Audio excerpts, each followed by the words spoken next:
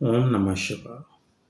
मैं ज्योतिषाचार्य और लेखक प्रोफेसर रुद्रप्रसन्न महापात्र भुवनेश्वर उड़ीसा से बोल रहा हूँ।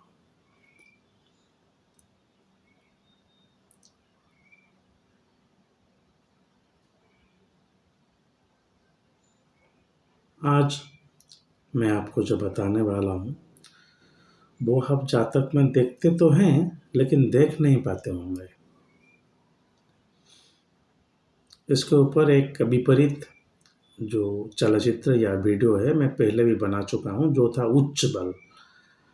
आज मैं आपको बताने वाला हूँ नीच बल। यहाँ पे मैं नीच के बारे में नहीं बोल रहा हूँ, हालांकि नीच तो चलिए लेना ही पड़ेगा, लेकिन उच्च और नीच मैं हमेशा बोलता हूँ कि जातक अगर आप देखेंगे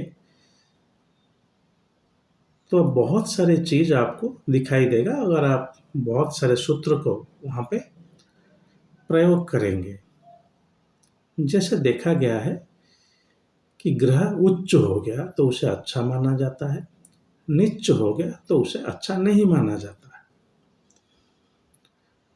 जिस ग्रह का आपने अच्छा काम किया हो, जैसे आपके भाइयों के साथ अच्छा संपर्क रहा हो, आप लोगों को प्रोटेक्शन दिए हैं, तो मंगल उच्च हो जाएगा इस जन्म में।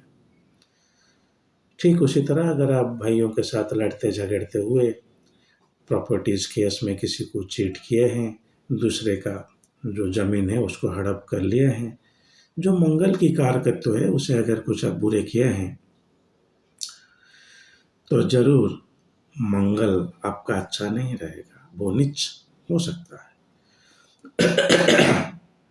शिव वही कर्म दर्शाता है उच्च, मूल त्रिकोण, सुगृही, मित्र राशि, शत्रु राशि, और जो अंत में आता है वो है नीच। तो आप कितना खराब काम किए हैं इस तरीका से वो ग्रह दर्शाता है।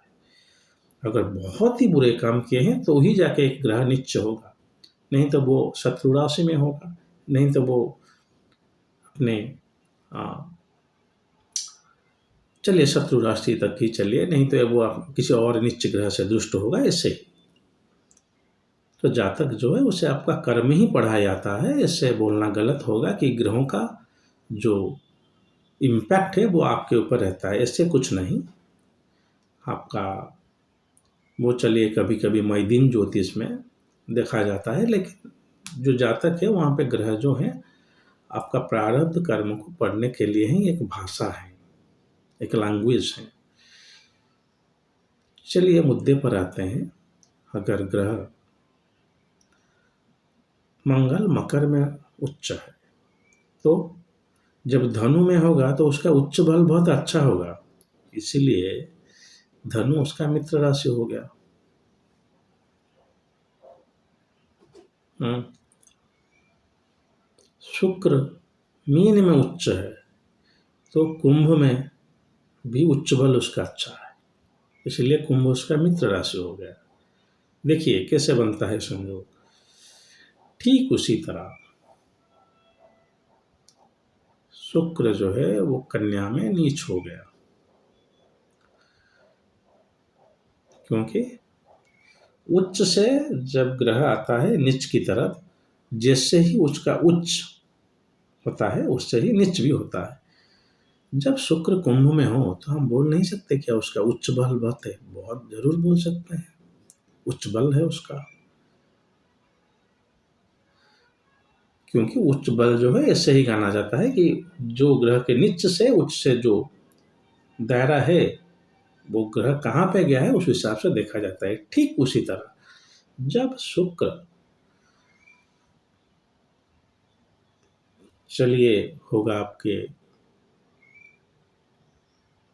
सूर्य की राशि में, कन्या में तो चलो शुक्र नीच ही हो जाता है, तो हम उसको नहीं बोल सकते कि शुक्र का जो नीच बल है वो बहुत हो गया है। बेशक बोल सकते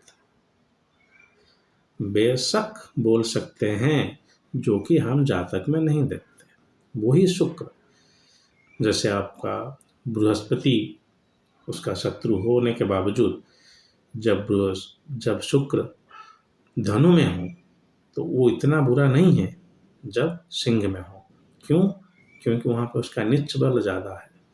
इसका मतलब बहुत सारे बुरे कर्म जो है शुक्र के साथ, जैसे स्त्रियों को अपव्यवहार करना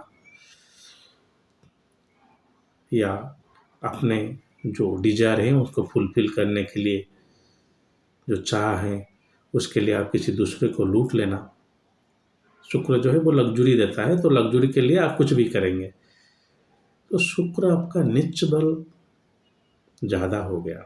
देखिए वहीं शुक्र धनु में है और सिंह में है, दोनों तरफ उसके शत्रु राशि, लेकिन सिंह में ज़्यादा बुरा हो गया क्योंकि सिंह में शुक्र का नीच बल लग गया। हम नहीं देखते, मैं बहुत सारे दावे के साथ बोल सकता हूँ क्योंकि इतना जो सब कॉन्फ्रेंसेस में जा रहा हूँ या देख रहा हूँ, हम नहीं देखते। हम बोले कि चलिए वो क्या भाव है और शत्रु राशि में गया है, नवांश में कहाँ पे गया है। लेकिन देख लीजिए जहाँ पे वो नीच है एक ग्रह, उस भाव से पिछले का भाव जो है वहाँ पे उसका नीच बल सबसे ज़्यादा होता है। वहाँ तक नीच बल बढ़ बढ़ के जाएगा, नीच से फिर उच्च बल शुरू होगा। जैसे तुला से शुक्र का फिर शुरू हो जाएगा उच्च बल मीन तक, और मीन से कन्या तक उसका नीच बल बढ़ बढ़ के आएगा तरक्की करते हुए। तो किसी भी ग्रह, चलिए यहाँ पे सिर्फ शुक्र को मैं बदनाम नहीं कर रहा हूँ, किसी भी ग्रह जब अपने नीच राशि के तरफ जा रहा है तो इसीलिए चंद्रमा शुक्र की राशि तुला में, शत्रु की राशि में, क्योंकि वो नीच होने जा रहा है वृश्चिक में। तुला में चंद्रमा अच्छा नहीं हुआ, अरे वो उसका नीच बल बहुत हो गया। अब बता दे रहा हूँ, चंद्रमा जो हो गया उसका नीच बल आप जरूर देख लीजिएगा क्योंकि वो थोड़ा मन की कारक है। अगर चंद्रमा नीच हो, नीच बल उसका ज्यादा हो, तो चंद्र लग्न से जब हम जातक देखते हैं तो जातक ये बताता है कि जातक का कुछ बुरा कर्म जो है वो चंद्रमा के साथ एसोसिएटेड है।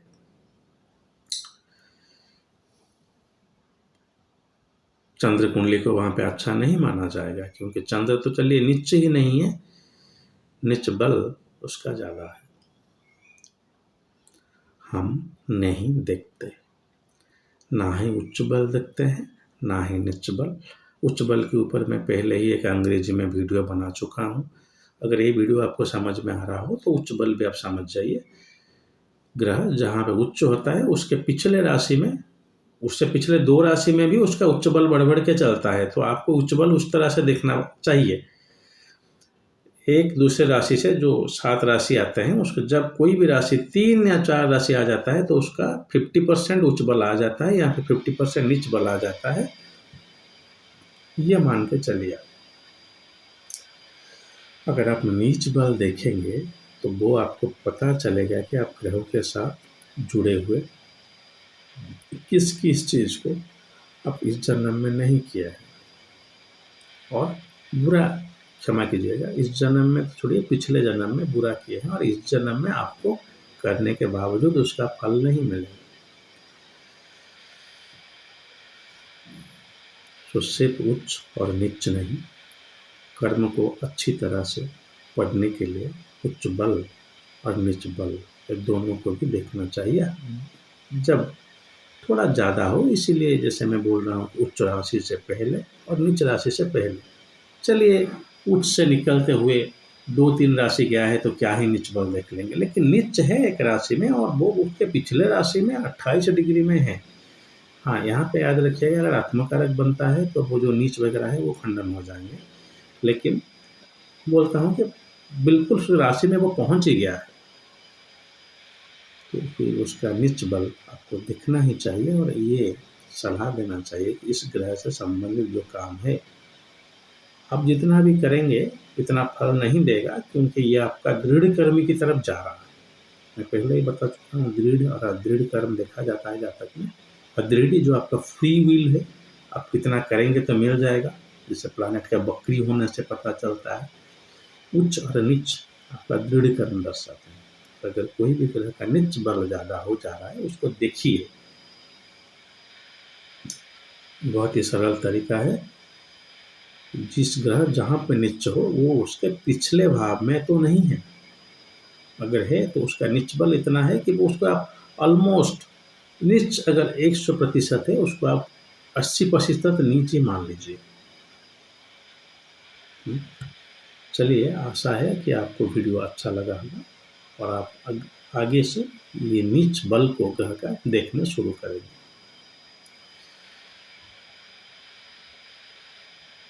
चलिए, अगर महादेव ने चाहा तो और एक वीडियो के साथ बहुत जल्द आपके सम्मुख उपस्थित होऊँगा। आज के लिए आज्ञा दीजिए। ओम नमः शिवाय।